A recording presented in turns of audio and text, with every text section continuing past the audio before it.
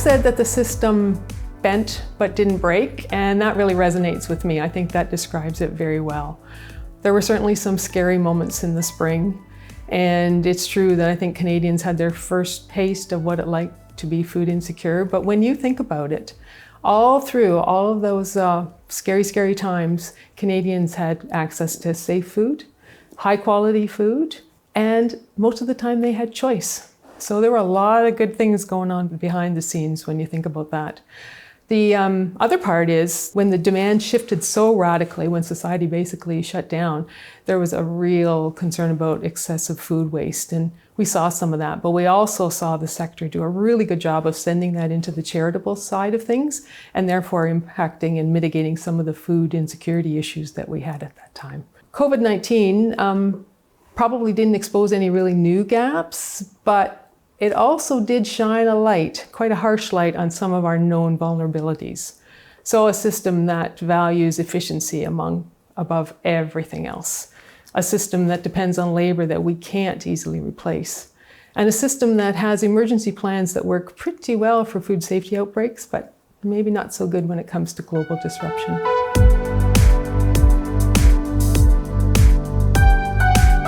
It's really important that we recognize, first of all, the role and the importance of the agri-food sector in and of itself. We tend to be focused at times on, the new things, the digital agenda and so forth.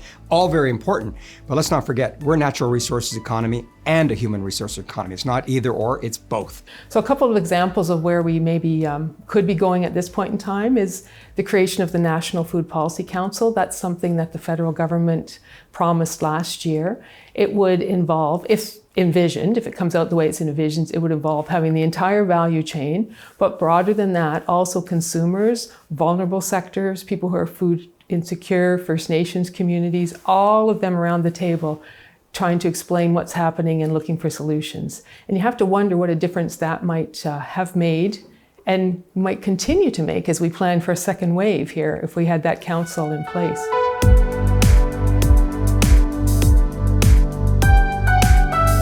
The findings from our RBC Thought Leadership Report entitled Farmer 4.0 really spoke to the opportunities that exist in the agriculture sector in Canada if we're able to close the labor shortage gap that currently exists and that we foresee growing in the future. So really what the key takeaways from that report is that not only is there an actual volume shortage of individuals, but also a skills gap. So we need to attract a diverse set of individuals to the industry with new skills, with diverse thinking, with new creative thought, and really stretch beyond the traditional roles that I think many people think of in agriculture. So those more physical labor type roles, and really go into more data analytics, engineering, technician type roles that really the industry requires in order to kind of take that next leap and utilize the technologies that are available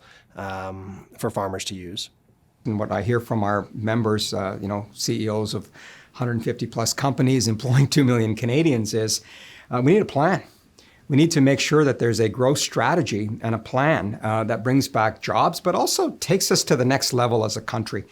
I think this is a real moment for Canada to seize the situation, to elevate our game, to think big, to address some of the productivity lags that we've faced in our country, mostly self-made, by the way, from interprovincial trade barriers and other things like that.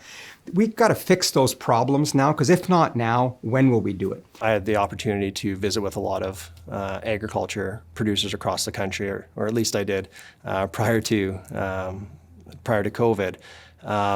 And one of the challenges that they often speak about is, again, and it relates to the Farmer 4.0 report, is the shortage in labor and finding individuals for their operations. So one of the major challenges, again, is on the labor front, and how can we attract new people into the industry.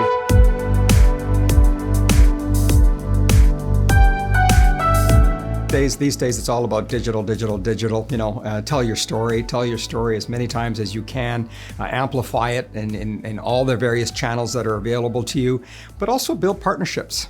build stakeholder relationships that allow others to tell your story. And I've got many members that are from the agri-food sector, like Nutrien and Richardson and others, who are central to your industry, but also central to the trade relationships that we have. And I think trying to balance the way of telling the story to Canadians, but also outside of Canada, is equally important because it's a very competitive landscape out there. I often think of the Canadian agriculture and food sector as this all-star sports team, basketball, hockey, you name your sport, where you've got all of these all-star players. And when they come together, the opportunity is for a championship. And when they try and go it alone, perhaps there's some accolades personally, but they never quite achieve what they're up to. I would argue that we need to come together as one team, and that is a Team Canada, and that's where the richness of the opportunity does exist. And I know that we can do a lot when we think in that way. Another one I think about is the importance of reputational risk. So I said the system did well, bent didn't break, lots to be proud of, but it did not emerge entirely unscathed. Words like temporary foreign workers and meat processing plants, they're part of the Canadian COVID story now, and not in a good way. And the communications people will tell you that if you get embedded in a larger story, you've lost control of your own narrative. And I do think as a result of what we saw this spring, agriculture has become embedded in the social inequity story. It's going to be hard to get out of that, especially when you think that there are anti-agriculture groups that really will probably take advantage of that and to further their own agendas. So I think it's important. I know governments like to talk about economic recovery, and agriculture loves a good economic conversation, but we have to think about social license as well.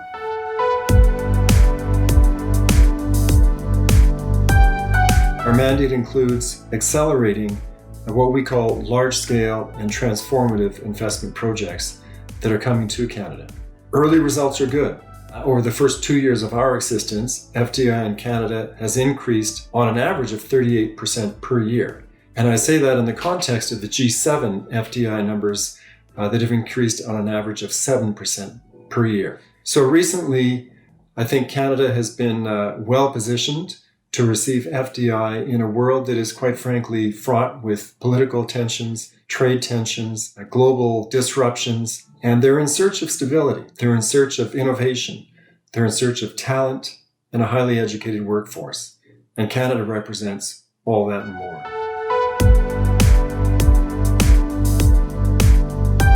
And that really is going to require us to build out our ecosystem as it relates to plant protein production and processing. So we're going to need to grow more, process more, add value wherever it's possible. We're going to need to develop multiple supply chains, some that exist, some that need to be grown out net new, and develop marketplaces both domestically and internationally. We're going to need research, plant genetics, egg technology, processing technology, and as I mentioned, the complete development of new supply chains, along with efficient logistics to move things to market. And we're going to need champions, large industry champions like AGT Foods, Roquette Canada, as well as mid-sized challengers and innovative startups. We're going to need a big tent here. The more at the party, the better. To really achieve a lot of this, it's going to take capital, and that's where organizations like FCC come into play. We're going to need core infrastructure, foundational needs, which are shared government responsibilities and industry. Roads, railways, freshwater, waste management, inland ports, and large projects like the Lake Diefenbaker irrigation announcements that were recently put in place. We're going to need research and startups. They're going to need angel funding, venture capital funding.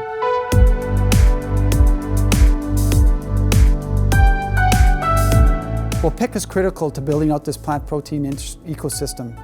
Your investment in early stage winning technology solutions, de-risking viable growth opportunities to trigger investments from others, co-investing where it's appropriate in new processing capacity is invaluable. And the analogy I would use is PIC is like that extra power or fuel that a plane needs to get off the ground. Once it takes off, the sky's the limit. But really, it does take kind of that extra push to make things happen. When I was abroad presenting to multinationals, to sovereign wealth funds, to investment communities, we always led with the Supercluster Initiative as a way to introduce Canada and some of its key sectors to the investment community. And I can tell you that they get it. They get the collaboration between researchers, universities, startups, venture capitalists, multinationals, and of course the government of Canada, who has skin in the game. And instinctively, they get the value proposition that Canada is making to them.